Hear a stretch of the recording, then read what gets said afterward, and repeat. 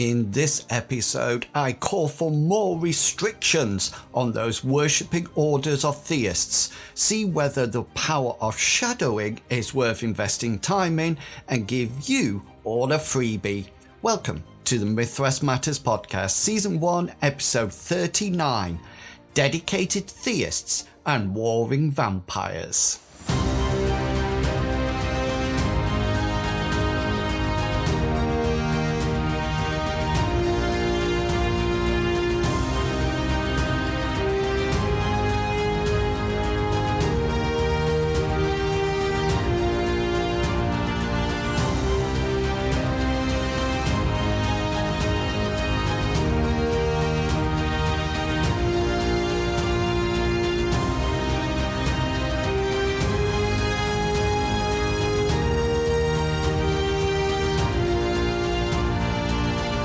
Hello and welcome to Mythras Matters, a podcast dedicated to the Mythras rule set and all its supplements. As always, I am your host, Inwils, and welcome to August.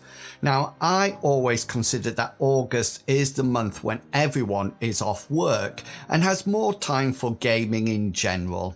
I must say this is because I was once a primary school teacher, and today, as in the day I'm writing this script, which is the 22nd of July, it is here in the UK the last day of school for many children.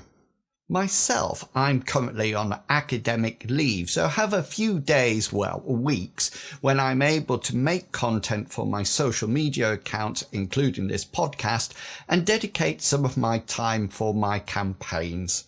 I guess some of you might even be listening to this either already on holiday or actually basking on the beach in some tropical clime.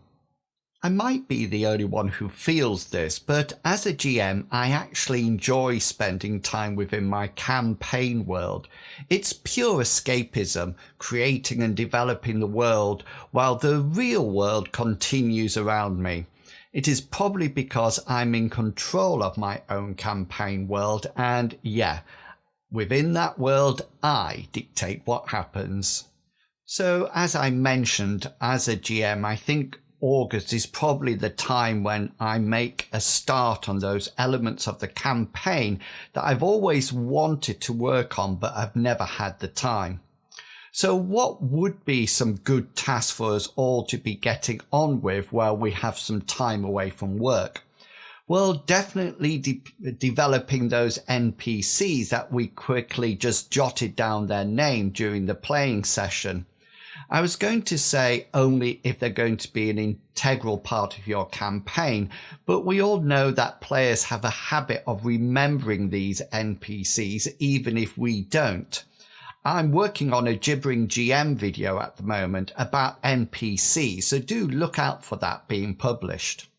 Another thing that you could be working on is developing historical timelines, sites or individuals. Looking back through the history of our campaign worlds and identifying main events and how these impacted on the world can provide real depth for our storytelling. This can also be a great source for new adventure material, so make sure you have a document open or pen and paper ready to jot down any ideas that spring into your minds. And talking about new adventure material, this is a perfect opportunity to invest some time with new plot lines. If your brain is like mine, then as soon as the turmoil of everyday work is reduced, the creative side of my brain springs into life. But remember to record these somewhere in some form. I have learnt from experience that no matter how great an idea is, if you forget it, unless it's written down, it will be gone forever. And a final task that you could get involved with is creating new elements within your campaign. For example, monsters and spells, or reading and implementing new rules. I have quite a few that I need to brush up on and to create easily accessible tables for. I'm always forgetting the parrying and damage rule, and I have so many rules I have to get to grips with M space, for example, Q-tech and hacking. Definitely a lot to do there.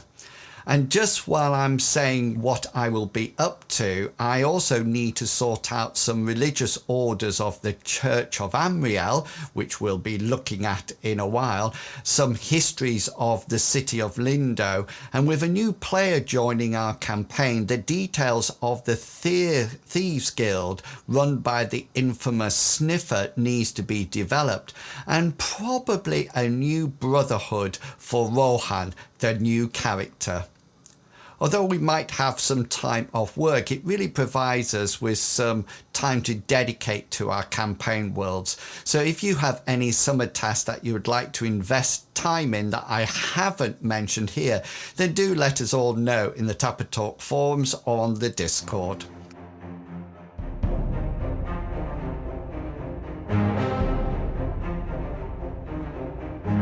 So later on, I want to talk about vampires and to give you a freebie. But first up, I'm going to have a complaint about theists and suggest that we place further restrictions on them.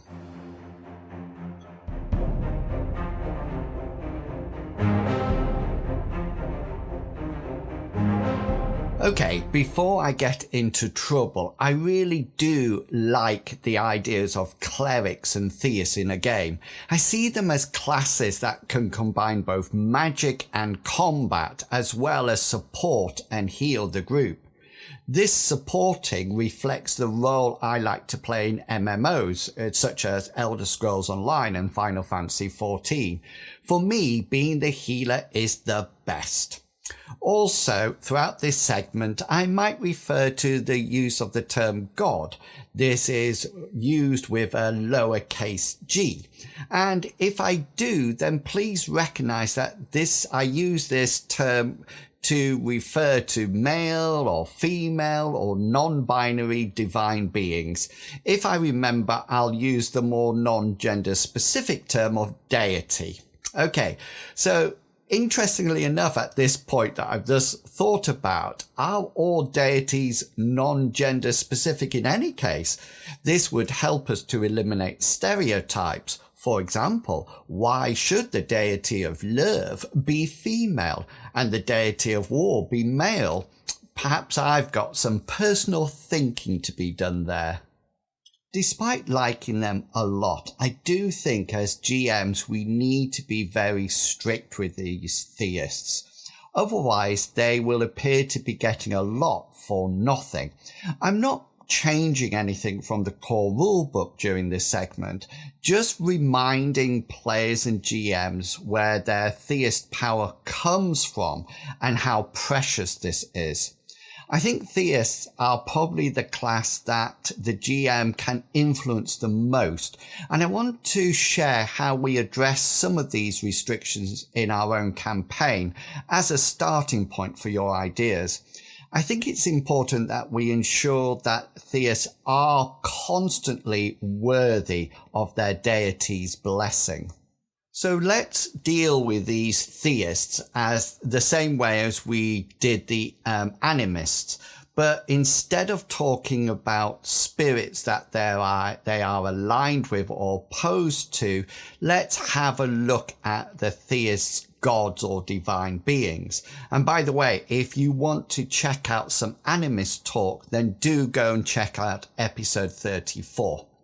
Okay then, so let's think about these theists and their divine beings. And this, I think, is where the GM has to do the most work. Now, there are some starting points in the core rulebook on page 112 and 113, so you can use these as a starting point, but there's also something quite exciting and precious to develop your own ideas of the religions within your campaign worlds. So before creating your divine beings for your world, it is not just a matter of writing down their names and what they're gods of. It is essential that you build a philosophy and ethos of your gods. What do they support? What do they oppose? Which gods are they allied with and which are they enemies of? And then how this is manifested by their theists, their worshippers. What must these theists do to ensure that their God will still grant them their power? This is so important for theists. I often think that you should be able to recognize clerics of a divine being by the way they dress, their actions, and their beliefs.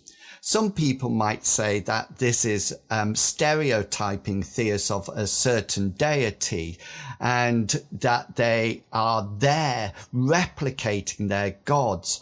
But I think that is what theists should be doing.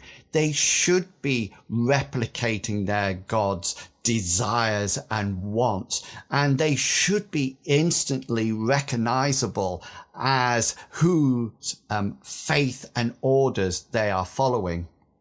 If they are anything else and start to veer from the alignment or the path of their divine being, then there is the risk that the god might desert them, and then all their miracles will be gone. This also makes for an interesting storyline as well, with either the party needing to track down and convince a rogue cleric of their god's requirements, or even a player character moving from one divine being to another as their character's beliefs and philosophies change, either with themselves or they start to oppose those philosophies of their current divine being. We are currently working on some roles within the Theists of Amriel.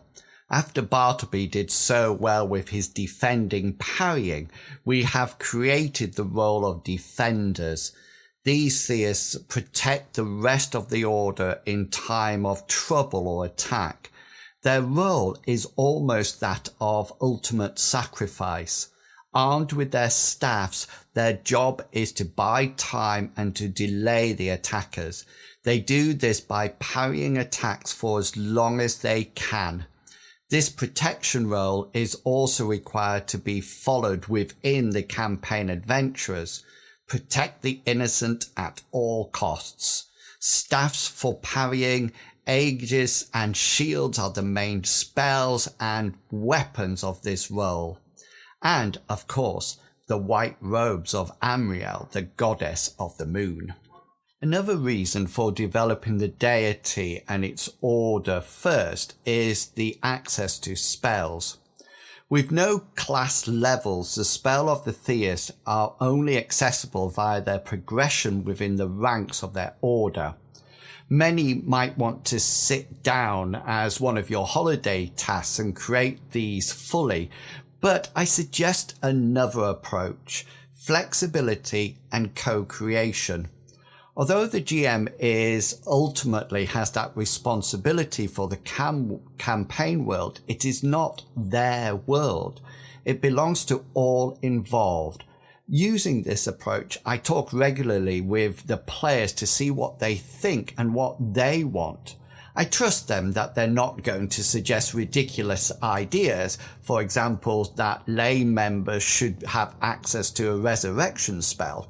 They are a great source of knowledge and ideas, and we tend to co-create aspects of the orders and then try them out.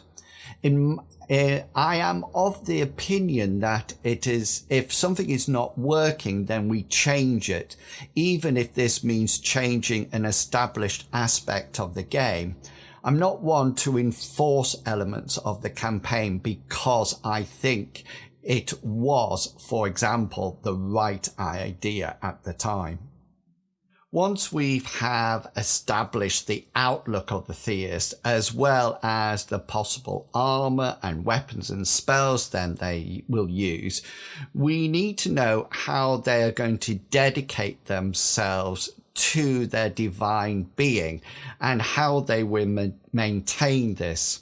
So the next thing that is good to look at is how does the deity reward the theist? And this, for me, is where devotion pools come in. Now, I have to say at this point that I feel this is an element of any campaign that really needs the most work with respect to theists. Essentially, the theists transfer magic points into their devotion pool and then use these to cast miracles. The amount of points the theists can add to their devotion pools is linked to their levels in the church. Another reason why we need to ensure that these religions are fully padded out. These miracles are powerful. To start off with, the magnitude and intensity are 1/10 of their devotion skills. So with theists naturally increasing their devotion skills above 90%, these spells are very difficult to dispel and have very powerful effects. At this point, as a side note, if you're not sure about intensity and magnitude of spells, I've created a short rules video about these, which I'll link in the show notes and you can find on my YouTube channel. So as well as the restrictions of armor and the spells due to their religion, the actual transfer of magic points to their devotion pool is where there is a huge restriction that needs to be put into play. The core rulebook states that this process requires the theist to be present at a shrine, temple, or holy place. This process could be through simple praying or might require some sacrifices. Now, within our campaign, you might be aware that Bartleby, our theist, worships Amriel, the goddess of the full moon. Now, to maintain his connection with the goddess, I said that the transmission of points, the magic points from his magic points to his devotion pool, has to take place during a full moon. This initially seemed like a really good idea, although I've made a really bad mistake here, since I currently don't have a system to track the phases of the moon and how much Bartleby can transfer to his devotion pool through the, say, for example, the other phases of the moon, if he can do this at all. And I really haven't put any thought into where this can happen. Where can he do this in the middle of the wilderness or not?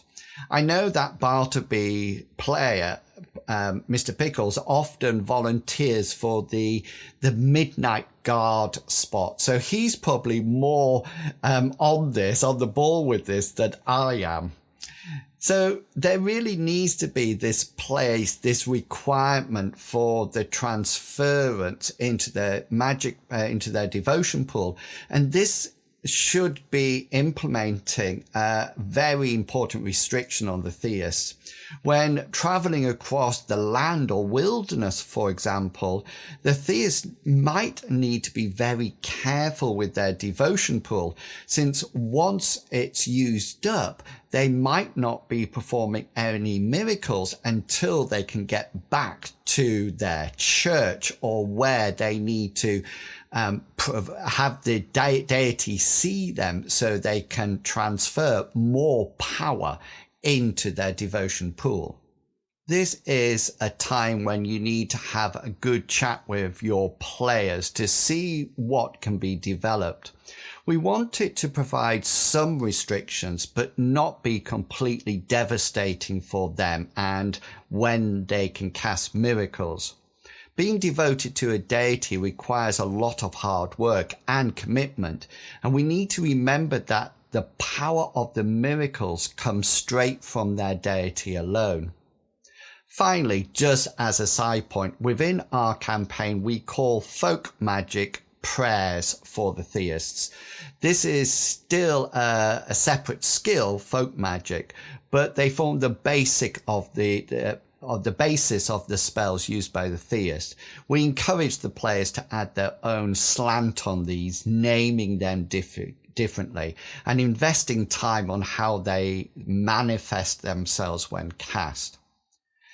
So theists are great and owe their greatness and power to the deity they worship. Do you think I've been too lenient with Bartleby in our campaign world? Do you impose more restrictions on your own theists, either as a player or as a GM?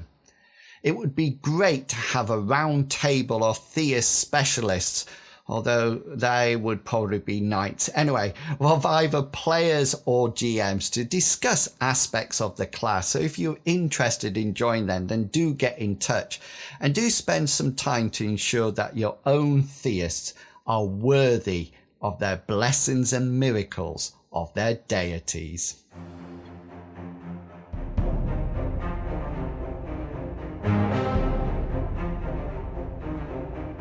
Remember, if you would like to contribute to the podcast, then why not just drop me an email or message and let me know what you would like to cover or chat about. I'm always looking for reviews or interviews with people. So if you're interested, you can email me at inwils@gmail.com or send me a message on the various forums I frequent. Okay, from one extreme to another, it's time to look at the vampires.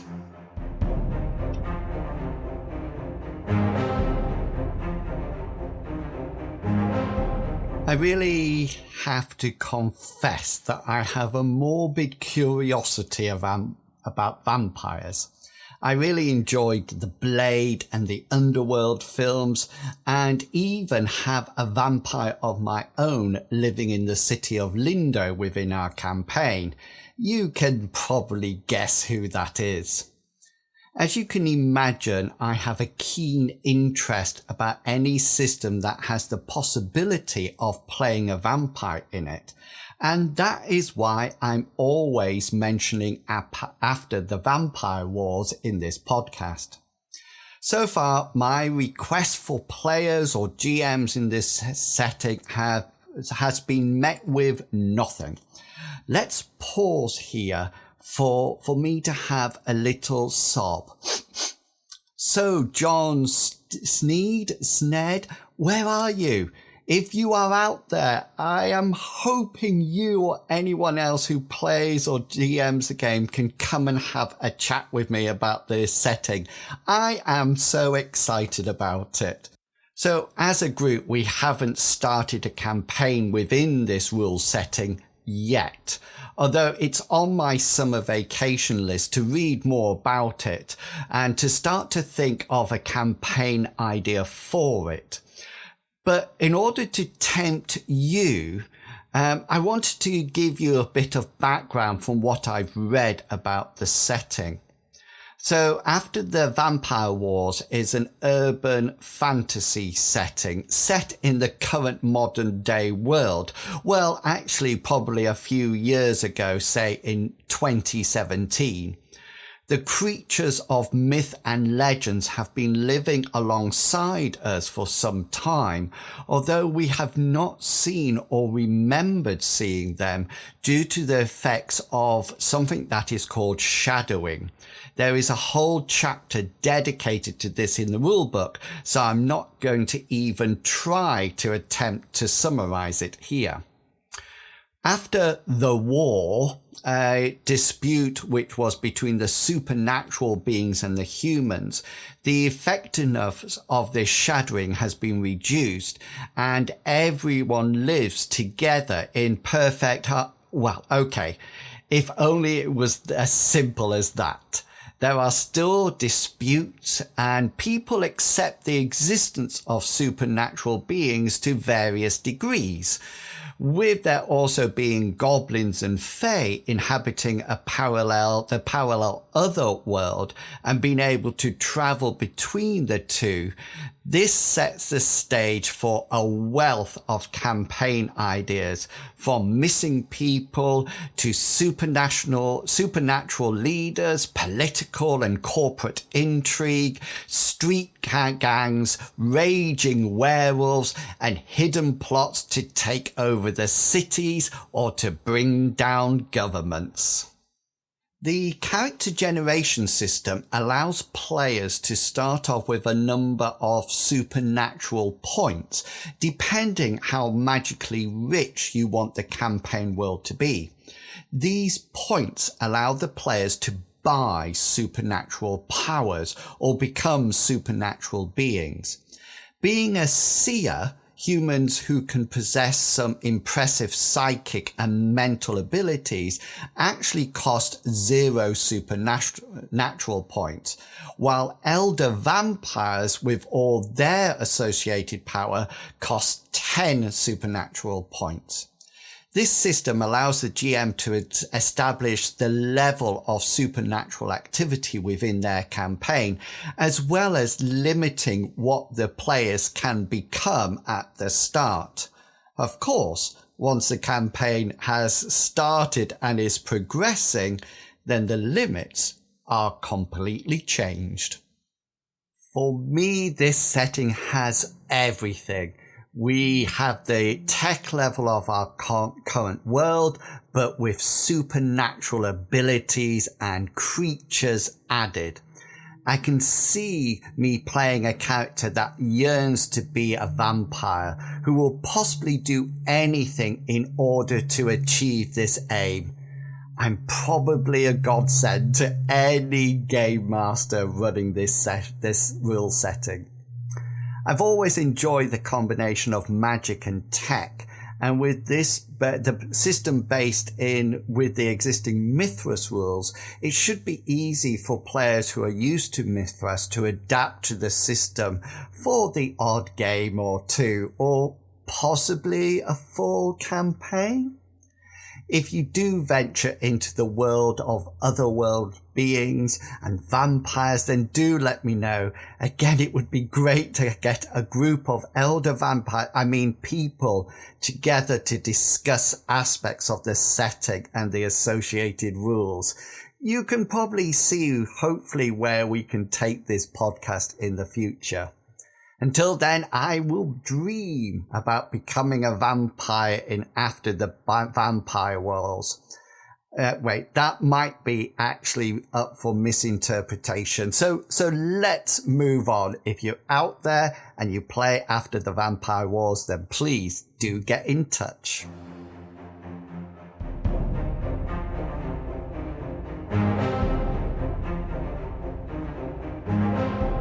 Finally, for this episode, I want to give you a freebie. Yes, you heard that correctly, a free gift. I know you weren't expecting that, but hey, consider it a gift for all the support you have given the podcast. So this is some details about a creature that will be appearing in my role-playing online shop, where I upload digital versions of encounters for people to enjoy. If you're interested in checking them out, then you can find the link in the show notes. So I would like to share with you the monster, the being of the Dream Stalker. This is a new monster or entity for the Mythras rule set, but can easily be adapted to other systems or settings.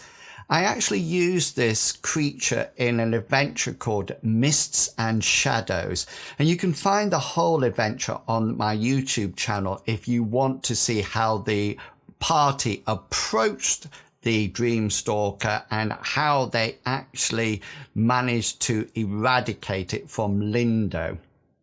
So the concept of the Dream Stalker is that it's an entity that lives off people's emotional dreams. Although people are able to have both positive and negative dreams, the Dream Stalker is responsible for all the nightmares that people have. The emotions associated with these nightmares are the most powerful emotions and can provide the Dream Stalker with enough energy to live off for a significant number of years. They live underground but can extend their mind through any substance to influence the dreams of people. They are very rare, and few people have actually managed to locate a Dream Stalker, let alone destroy one. they have the ability to make their victims fear sleep and even drive them to madness and possible death. When manifesting themselves, they appear as a huge blob or jelly-like piece of matter with tendrils that reach out in all directions, constantly investigating and exploring. If approached, the Dreamstalker evokes dreams on its opponents, with the victims needing to resist a willpower roll in order to prevent them falling into a dreamlike state. Failing does plunge them into a situation, a nightmare of their greatest fears, and will probably end up with them instantly dying in some dreadful situation. And of course, we all know if you die in your dreams, that is the end. You can make the Dreamstalker as big or as small as you want.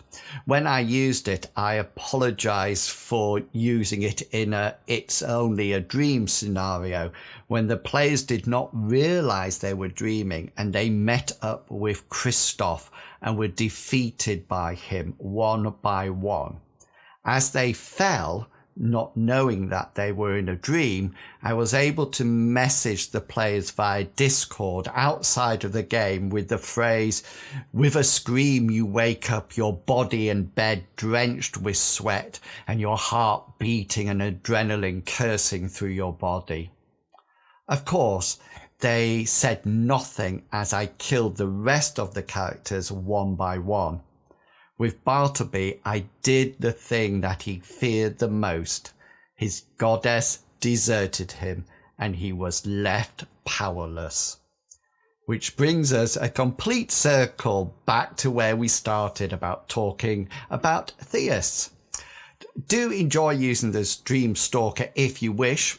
I know that the players and myself both enjoyed the experience, with them becoming aware how blasé they were becoming with their prowess in combat.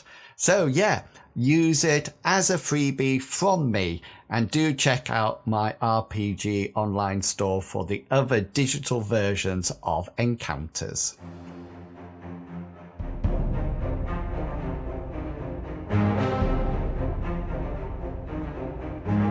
And that's it. Another episode of Mythras Matters completed.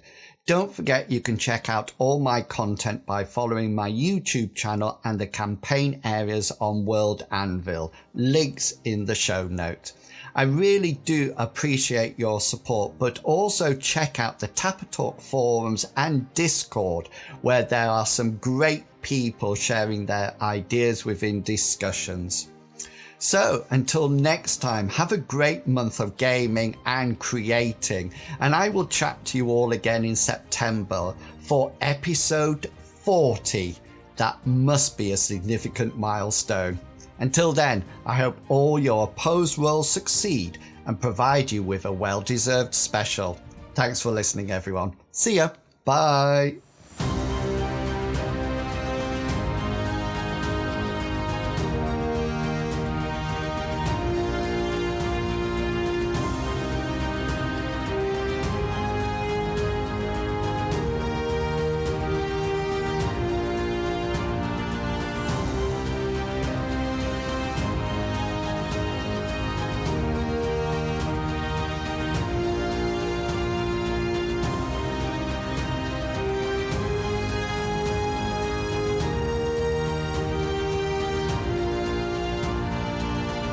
The content of this podcast is covered by the Creative Commons Attribution 3.0 license, so please give appropriate credit if you are sharing or copying any part of this podcast.